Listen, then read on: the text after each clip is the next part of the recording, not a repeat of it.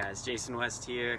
We're going over race day nutrition plans, which for me, I have a lot of different ones because I do a lot of different styles and distances of racing. With ITU, I race sprint and Olympic, and then with non-draft, mostly Olympic. And just, it changes a little bit depending on the demands of the race, temperature-wise, logistically, what's going to be easy to do. So I'll give you a little insight as to how that changes depending on the race. But either way, it starts the same way. I take my pre-race about 30 minutes to 60 minutes before, usually with a bottle of water, and then about 10 minutes before the race, I'll probably have a quarter of a flask of the EFS liquid shot, which is about 100 calories. It's kind of just a preload, make sure I have the electrolytes, the calories in me, I'm ready to go on the start line. Then this is kind of where the plan changes a little bit depending on the race. So sprint distance ITU, I'll just have one bottle of the EFS Pro, just normal concentration. I like just the little single serve pouches are great for races. I can bring it with me in my bag. I don't have to worry about setting it up in the hotel room, anything like that. I'll try to drink a whole bottle of that on the bike, and that's really all I need. It's only a 50-minute race, so you really don't need too much there, and sometimes less is more. Olympic distance ITU, I'll go from one bottle to two, and I'll do about a double concentration of the EFS Pro in one bottle and water in the other. So it tends to sit well in my stomach even if I concentrate it pretty highly, so that's the really positive part of the EFS. It just sits well.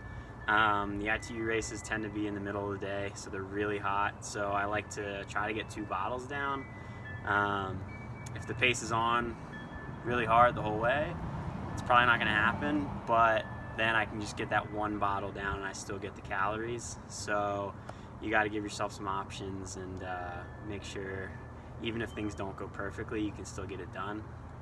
And then non-draft Olympic, again, I'll just do the 1 bottle with double concentration of the EFS Pro. I find a lot of times in non-draft races with the head down going, you don't really want to come out of the bars. I actually don't drink that much, but I don't really need another bottle because they start at usually 7 a.m.